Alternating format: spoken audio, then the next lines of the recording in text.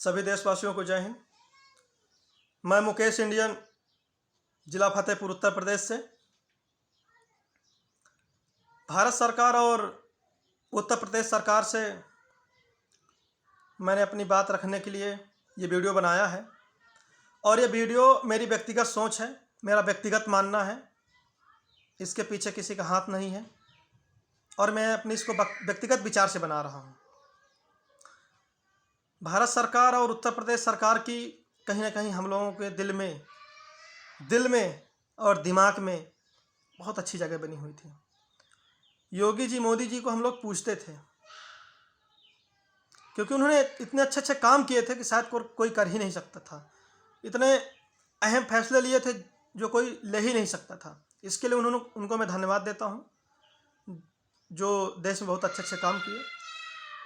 लेकिन योगी जी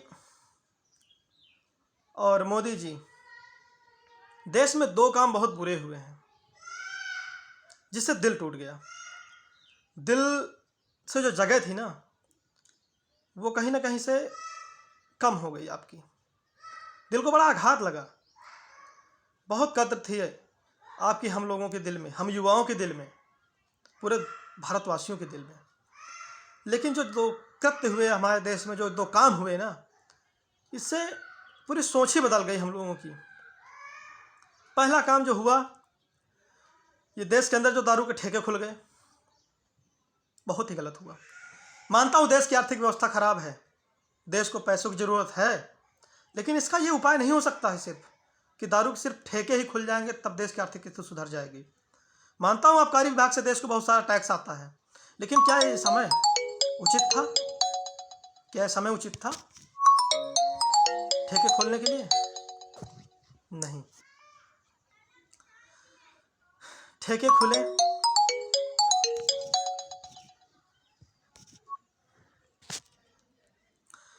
कहीं ना कहीं जो ठेके पे भीड़ इकट्ठा हो रही है, भीड़ देख के ऐसा लगता है कि वहाँ पे कौन सा सोशल डिस्टेंसिंग का पालन हो रहा है। पुलिस वाले कहाँ तक कैसे कंट्रोल करेंगे? वो खुद कोरोना के शिकार हो रहे हैं। वहाँ पर दारू पी लेने के बाद लोग आपा खो देते हैं। कितनी रोक लगाएंगे कि कोई एक बोतल ले रहा है, दो बोतल ले रहा है, कैसे ले रहा है? ठेके पे तो पैसा मिल रहा है ना उनको। ये कोरोना वायरस फैलेगा कैसे नहीं वहाँ पे? जो नोट ठेके के दुकानदार को दी जा रही है, वो नोट ठेके का दुकानदार फिर उस कस्टमर ग्राहक को दे रहा है, फिर वो दूसरा व्यक्ति उसको दे रहा है। ऐसे करके मनी ट्रांजैक्शन हो रहा है, पैसे का आदान प्रदान हो रहा है।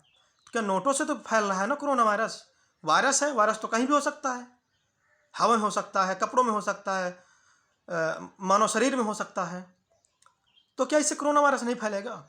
जो लोग ठेके से घर आ रहे हैं, घर से ठेके जा रहे हैं, रास्ते में कहाँ कहाँ से आ रहे हैं, किस किस जगह से किससे मिलने आ रहे हैं, तो लाजमी है कि कोरोना वायरस फैल सकता है इससे।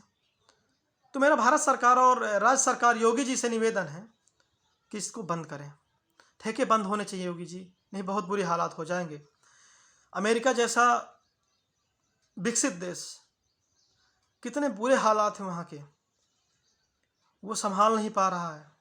अगर भारत जैसे देश में स्पीड तो पकड़ ही चुका है, अगर और स्पीड पकड़ता है और रफ्तार पकड़ता है तो रोकना बहुत ही कठिन हो जाएगा, बहुत ही मुश्किल हो जाएगा।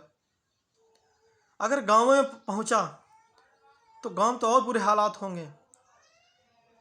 अभी तो बुरे हालात हैं, बड़ा सोच का विषय है, लेकिन और भी बुरे हालात होने वाले हैं अगर ये सब बंद नहीं होता है तो।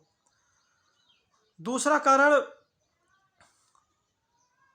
जो जैसे मैं उत्तर प्रदेश में रहता हूँ, उत्तर प्रदेश के जो बाहर प्रदेशों में लोग मजदूरी करने गए थे, सरकार ने एक अच्छी पहल जारी की उनको दूसरे प्रदेशों से अपने प्रदेश में लाने के लिए। लेकिन एक काम थोड़ा से बुरा लगा कि किराया के एक मानक रखा और मानक थोड़ा से ज़्यादा रखा।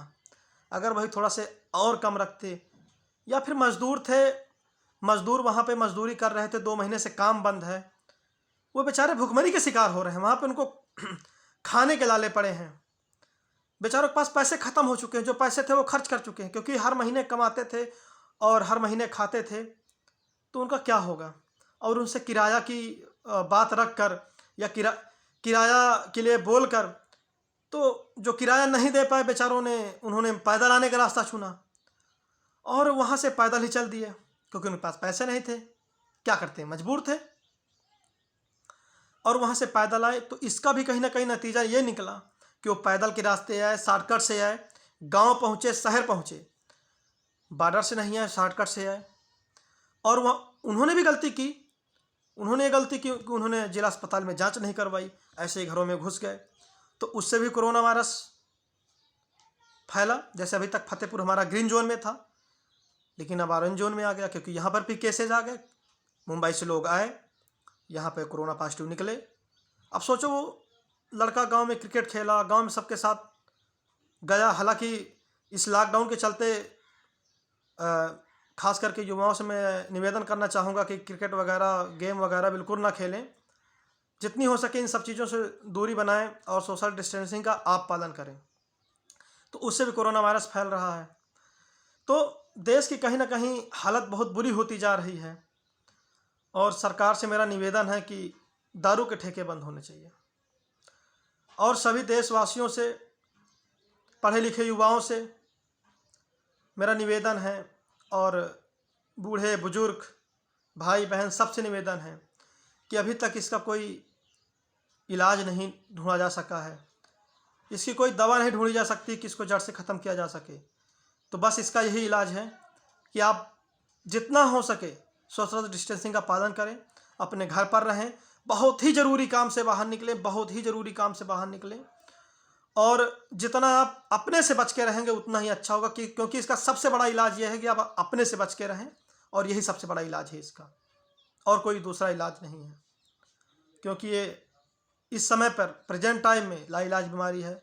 ये वैश्विक महामारी पूरे विश्व में है, पूरा विश्व जूझ रहा है, और जितने बुरे हालात होते जाएंगे उतनी ही बुरी मुश्किलों का सामना करना पड़ेगा सबको। और सभी देशवासियों एक दूसरे का सहयोग करें, लेकिन सोशल डिस्टेंसिंग का पालन करें। और सरकार से फिर एक बार मैं निवेदन करूंगा, मैं इतना योग्य नहीं हूं कि मैं आपको सलाह दे सकूं, लेकिन बस एक देश का नागरिक होने के नाते मैं सरकार से बस निवेदन करूंगा कि दारू के ठेके बंद होने चाहिए, और दूसरे बहुत सारे रास्ते हैं देश की अर्थव्यवस्था को सुधारने के लिए, उस पर आप गहन विचार करें और उस पर कार्य करें। बस मेरा बार बार निवेदन है कि दारू के ठेके बंद होने चाहिए। जय हिंद, वंदे मातरम, भारत माता की जय।